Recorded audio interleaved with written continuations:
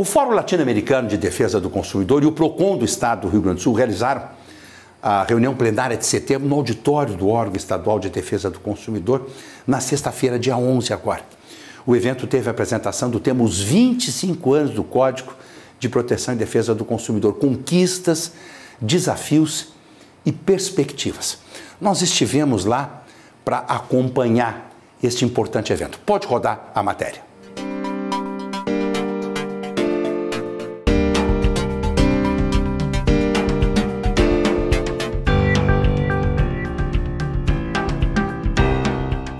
"25 anos com a defesa do consumidor", uma plenária especial do Fórum de Defesa do Consumidor aqui no PROCON do Estado do Rio Grande do Sul, para discutir, debater uma retrospectiva e perspectivas, desafios, né, doutor Santini? Principalmente, eu acho que desafios, né? Primeiro, eu acho que é um momento, o tema é muito pertinente, né, e oportuno, porque 25 anos de uma lei que pegou e é referência não só para o Brasil, mas como para o mundo, nesse segmento de relação de consumo. Então, tem um momento de comemoração, sim, porque são conquistas que, principalmente, conscientizou fornecedores e consumidores, abriu e facilitou o acesso à justiça, principalmente para a parte mais vulnerável, que é o consumidor. Mas temos alguns compromissos e desafios importantes, né? Quais, por exemplo? Primeiro, eu acho que a postura do consumidor tem que ser uma postura mais responsável, né? mais, digamos assim, mais responsável e mais sustentável. Colaborativa com o sistema de defesa do consumidor. Por exemplo, não comprando produto pirata. Exato, isso que eu ia dizer. Hoje nós temos um prejuízo no Brasil, quando se fala em crise principalmente de todos os tipos, mas principalmente financeira, de mais de 800 bilhões de reais, né, de prejuízo por aquisição de produtos e serviços de origem duvidosa ou piratas. Produto pirata. Bom, então esse é o desafio do consumidor. Não compra nada que não tenha cupom fiscal ou nota fiscal. Até porque você, comprando isso, não tem garantia. Então, primeiro desafio, o consumidor não tem dinheiro, aguarde, mas compra um produto de origem fidedigna e confiante. Fornecedor tem que trabalhar mais, primeiro, garantir o que ele oferta, né? Tem muitas ofertas que, muitas vezes, embute propaganda enganosa ou abusiva. Então, o fornecedor tem que ter uma postura também proativa, no sentido de o que ele informa tem que garantir. Um acesso, primeiro, um respeito e tratamento digno ao principal aliado, que é o consumidor.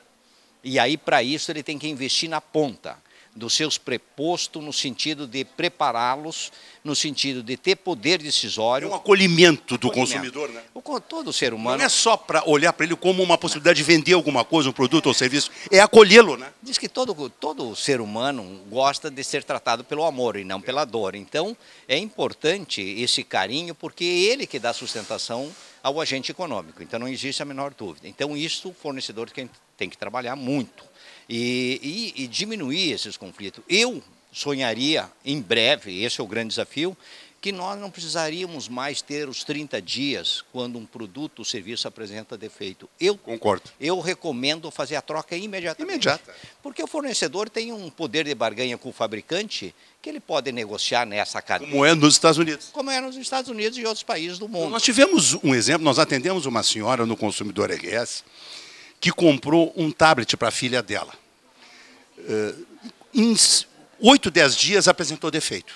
E a menina não conseguia usar mais, não ligava mais. Ela foi à loja, a loja recomendou que enviasse para São Paulo para assistência técnica, a CCE. Foi para assistência técnica, ficou 60 dias sem dar notícia nenhuma. Ela pediu dinheiro de volta, fizeram ela pagar todo aquele carnê. Enfim, ela demorou 5 meses para receber o dinheiro de volta de um produto com defeito. Por que não trocaram na hora, né? Falta de bom senso e respeito. Eu digo o seguinte, eu, se fosse fornecedor, eu faria isso, mesmo que a lei ainda não me obriga. Como é nos Estados Unidos? Faria a troca, porque eu tenho um efeito multiplicador positivo. Mas claro. Nesse caso, provavelmente, primeiro, a marca nunca mais será adquirida por esse consumidor e vários outros, porque tem um efeito multiplicador. Segundo, esse fornecedor nem dando de graça, se o consumidor é consciente, vai receber qualquer produto desse fornecedor que não respeitou, num conflito muito fácil de ser superado. Então, bom senso, respeito, tratamento com dignidade, cordialidade, capacidade de receber e solucionar problema de uma forma célere. Então, esses são os desafios dos fornecedores. E o consumidor não compra produtos e serviços que não tenha nota fiscal ou cupom fiscal, ou que tenha origem duvidosa. Espere um pouco, mesmo que a crise financeira atingiu nossos bolsos, mas seja consciente, seja responsável e pensa no mundo que nós queremos. Com certeza. Vai ser uma plenária especial. Pedi para o Thiago fazer imagens. Lá é o lugar do presidente, do Alcebiades Santini, professor Bruno Mirage, doutora Flávia do Canto, diretora do PROCON, professora, e o professor Cláudio Bonato. Vai ser uma discussão boa. E temos a presença também do secretário César Facioli, que é um grande aliado e um grande defensor para que esse sistema estadual e nacional seja multiplicado, que os PROCONs, ainda naqueles municípios que não exista, venha a existir. E aí tem que ser uma força convergente e uma tarefa de todos, né? Os municípios não podem ficar sem a unidade de atendimento ao consumidor, que é o PROCON. Então, acho que a presença do secretário reforça essa política estadual, dá mais condições para que o PROCON estadual, como cabeça desse sistema, também se sinta honrado, e nós muito mais, no sentido de ter um apoio do secretário de Justiça e Direitos Humanos. Doutor Santini é conselheiro do PROCON. Essa crise do Estado, pagamento de salário parcelado, só atingiu todos os servidores aqui do PROCON. Sabe como é que está o trabalho do PROCON nesse momento, doutor Santini? Eu acho o seguinte, como houve uma mudança, e uma mudança positiva, né?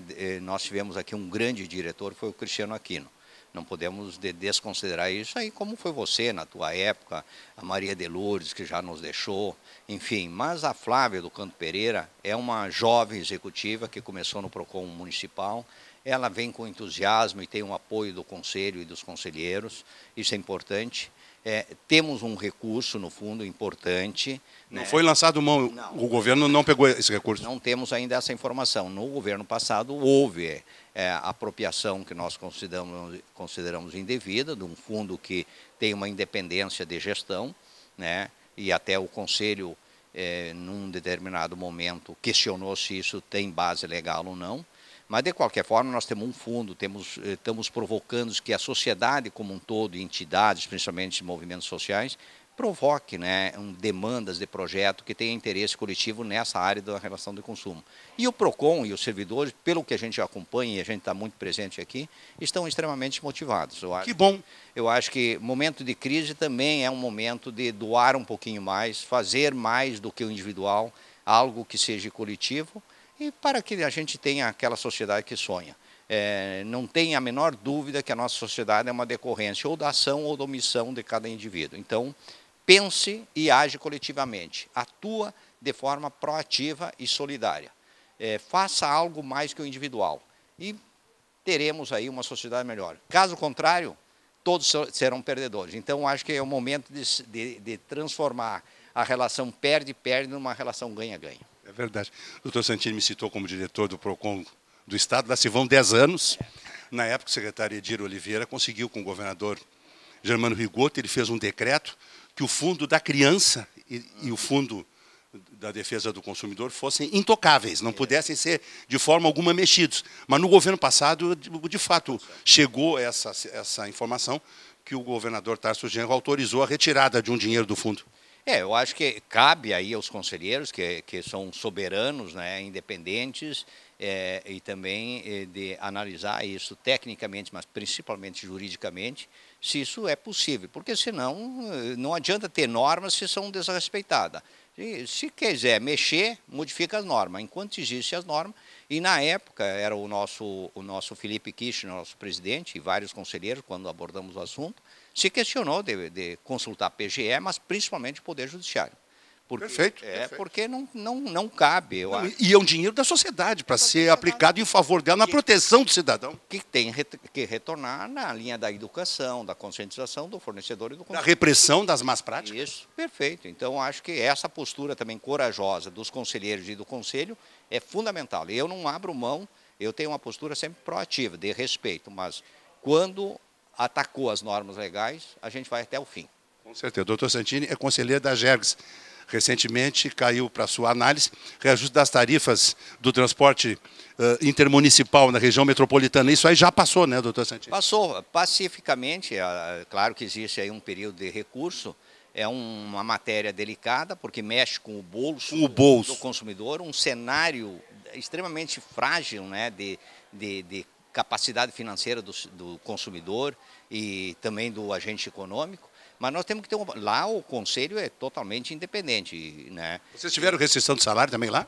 Não tivemos. Nós temos uma defasagem aí de 6 ou 7 anos que não tem nenhum reajuste. O último reajuste que deveria ter ocorrido não ocorreu na Agergs, mas isso é uma luta que não vai ser esse ano. O ano que vem deve ser uma prioridade. No caso do transporte coletivo de longa distância, teve um reajuste em torno aí de 10%, mas porque, na realidade, o reajuste efetivo era 7%. Mas aí tem um dado que ele deveria entrar em vigor em 1º de junho. E teve 3 meses de defasagem. Então, tu tem que fazer uma recuperação temporal. Claro. E aí, tu tem que recuperar esse percentual que não foi aplicado lá atrás. Então, deu 10 e pouco por cento. É um reajuste que, eu digo, equilibrado, né? Pesa no consumidor, a gente gostaria de dar menos, mas o impacto é que tu não pode quebrar o agente econômico. Então, então é essa a situação. Então, é uma situação de aprendizado, de respeito, e eu tenho uma proposta lá de trabalhar com todos os atores por segmento para, primeiro, cumprir prazo, segundo, minimizar conflitos que muitas vezes são recorrentes. Então, esse é o desafio e espero representar com muita honra o segmento dos consumidores, que foi um mérito desse Conselho Estadual de Defesa do Consumidor. Com certeza. Através de um processo seletivo. Indicou Vossa Excelência. Pois é. Agora é excelência. O conselheiro da Agergs é excelência. Não, continua o mesmo, lutador. É verdade, é verdade. Buscando sempre. E amigo dos amigos. Amigo dos amigos. Então... Muito bem. Nós vamos liberar o doutor Santini. Ele está pequenininho aqui para as entrevistas que vai ter que dar, desejando aí uma plenária exitosa. Bodas de prata do Código de Defesa do Consumidor, 25 anos. Muito obrigado. 25 anos é uma conquista de uma lei. Presidente Fernando Collor de Mello assinou. E outra, uma lei que a gente diz tem que leis que pega e outra não pega. Essa pegou. Pegou mesmo. É exemplo para o mundo. Aliás, um desafio é a gente talvez fazer um esforço a nível global para que a relação de consumo e os agentes dessa relação sejam respeitados em todas as esferas do mundo. Então, uma alegria revê-lo. Da mesma forma. Bom evento. Obrigado e bom programa. Doutora professora Flávia do Canto Pereira, diretor do PROCON do Estado do Rio Grande do Sul, 25 anos do Código. Quais são os principais desafios daqui para frente, Flávia? Olha, eu acho que o principal desafio é a aprovação definitiva do projeto de lei do superendividamento e do comércio eletrônico. E um outro ponto que eu destacaria é a questão da essencialidade dos produtos, né? Concordo. Porque tem uma lista. A nossa maior dificuldade dentro de um órgão como esse é ajudar esse consumidor que adquire um fogão, uma geladeira, uma cama. Um celular e ele não consegue tablet. Troca imediata, exatamente. Então, essa questão da essencialidade, a gente tem que conscientizar nossos legisladores aí, fazer essa lista, né, elencar esses produtos para ajudar o consumidor. E a reunião de hoje vai ser boa? Vai ser ótima, com certeza. É um debate importante e contribui para a nossa educação ao consumo. Os funcionários do PROCON estão motivados mesmo com essas questões, com essas restrições salariais? Com certeza, nós não fechamos, nós estamos trabalhando normalmente, né? São profissionais qualificados e a gente está trabalhando aqui pelo consumidor gaúcho. Boa reunião, parabéns para todos os consumidores pelos 25 anos. Bodas de prata. Exatamente, parabéns para nós. Para nós. Dr. Paulo Sérgio da Silva, advogado, professor, foi editor da revista Consumidor Teste muitos anos. É um dos precursores no Rio Grande do Sul do tema defesa do consumidor, tendo apoiado a criação de diversas entidades, inclusive do Sistema Estadual de Defesa do Consumidor. Na sua avaliação, doutor Paulo, é uma lei que pegou bodas de prata, mas daqui para adiante, quais são os grandes desafios? Bom dia a todos, bom dia, Apple. Efetivamente, o Código de Defesa do Consumidor foi uma lei que pegou, caiu no gosto do povo brasileiro. E hoje é a lei mais conhecida, mais reconhecida e mais utilizada pelas pessoas no Brasil. E, efetivamente, o Código de Defesa do Consumidor, ele iniciou o processo de estudo, até a elaboração dele em 1988, com a Constituição. Em 2 anos conseguimos implantar o Código de Defesa do Consumidor, hoje está com 25 anos. E realmente o Código precisa evoluir. A sociedade evolui, as coisas evoluem, as dificuldades crescem, as relações de consumo se tornam mais sofisticadas com a internet e tudo mais, e nós acreditamos que realmente o Código precisa evoluir em muitos aspectos, mas ele é uma lei tão boa, uma lei tão perfeita, que se ele ficasse como está, e se nós tivéssemos boa vontade ao aplicá-lo, nós já teríamos condições de atender qualquer necessidade do consumidor, desde a compra da internet, qualquer situação, se nós buscarmos com detalhe, com cuidado, no Código de Defesa do Consumidor, nós vamos achar. É verdade, eu concordo. Sou obrigado a concordar. O que tem feito, doutor Paulo, ultimamente? Olha, eu tenho trabalhado como advogado, né? No Falasse, fui durante muitos anos editor da Revista Consumidor, que agora está com meu irmão. Eu advogo na área de Direito do Consumidor e Meio Ambiente. Tenho um instituto chamado Instituto Cidade Sustentável, que está fazendo um trabalho que eu reputo de muita importância, que é uma valorização da matriz energética do Rio Grande do Sul. Nosso estado é muito rico em riquezas naturais, como carvão. Carvão mineral. Carvão mineral. É a grande saída? É o grande paradoxo do Rio Grande do Sul, vamos dizer assim, né? Nós temos aqui um equivalente a 3 pré-sal e não conseguimos explorar. Que coisa impressionante. É uma coisa absurda. Enquanto o carvão, no restante do mundo, contribui com 42% da matriz energética, 42%, no Brasil é 1,4%. Incrível. Incrível. Sendo que as reservas conhecidas do Brasil de carvão, 90% estão no Rio Grande do Sul. 90% das reservas do carvão mineral do Brasil estão no Rio Grande do Sul. Sendo que o Brasil detém a 13ª reserva mundial de carvão. Então é uma riqueza absurda, é uma coisa, eu chamo o maior paradoxo socioeconômico da história do Rio Grande do Sul é a não utilização do carvão.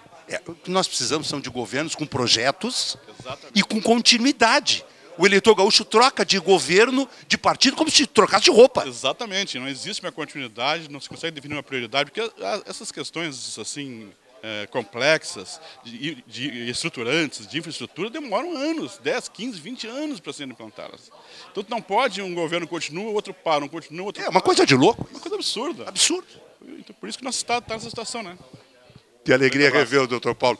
25 anos do Código de Defesa do Consumidor, esse foi um dos precursores. O homem que entendeu que era uma legislação protetiva, treinou muita gente, ajudou os órgãos de defesa do consumidor a se consolidarem ao longo do tempo. Parabéns pelo seu trabalho, pela sua visão já naquela época, doutor Paulo. Parabéns. 1977. 77. Que coisa incrível. Já falava em defesa do consumidor, não havia o código, que é de 88. 88, exatamente. Uma alegria revê-lo. Felicidade, saúde, paz. Muito obrigado. Um abraço. Estamos encerrando essa nossa participação aqui nessa plenária especial do Fórum de Defesa do Consumidor no PROCON, em comemoração aos 25 anos do Código de Defesa do Consumidor. Em seguida, você vai ficar com imagens desse evento. Mas vamos encerrar. Meu amigo, o professor Cláudio Bonato, promotor público, autor de diversas obras, defesa do consumidor. O Código é a lei que pegou, uma lei forte de ordem pública, protege a parte vulnerável, quer dizer, a relação entre o hipossuficiente e o poderoso, protege o consumidor, tem sido aplicado em sede administrativa pelos PROCONs, no judiciário o consumidor tem sido protegido por essa lei forte, mas o mundo está mudando cada vez mais, doutor Bonato. Hoje o mundo virtual, nós estamos na internet. Hoje é golpe de toda sorte. Eu dei linha esses dias para um cidadão, David não sei o quê, no Facebook, que queria me mandar 5 milhões de reais para minha conta pessoal, para abrir uma empresa de segurança no Brasil, e eu fui dando corda para ele, até que ele me mandou um vírus. Felizmente, meu antivírus pegou. Quer dizer, nós vivemos num mundo virtual, dos crimes virtuais. Toda criança hoje já nasce com o dedinho apertando num tablet, num iPhone, no Android, aquele dedinho, 2 aninhos, já aperta por tudo. Como é que nós vamos proteger esta geração que vem aí, que já está aí, no mundo virtual? Primeiro de tudo, meus agradecimentos e os parabéns ao teu programa. Primeiro de tudo, com o acreditar das autoridades públicas, do nosso poder político. Porque eu me lembro de 25 anos atrás, de que nós éramos vistos como alienígenas, o empresariado achando que tudo quanto era empresa ia quebrar, com a entrada em vigor deste código, e eu estou vendo que se alguma coisa mudou, foi muito pouco, hein? Foi muito pouco. Porque eu, na época, trabalhava numa indústria de bebidas em São Paulo. Sim. Tiveram que trocar os rótulos, estavam apavorados. Mas hoje está tudo pacificado. Tudo.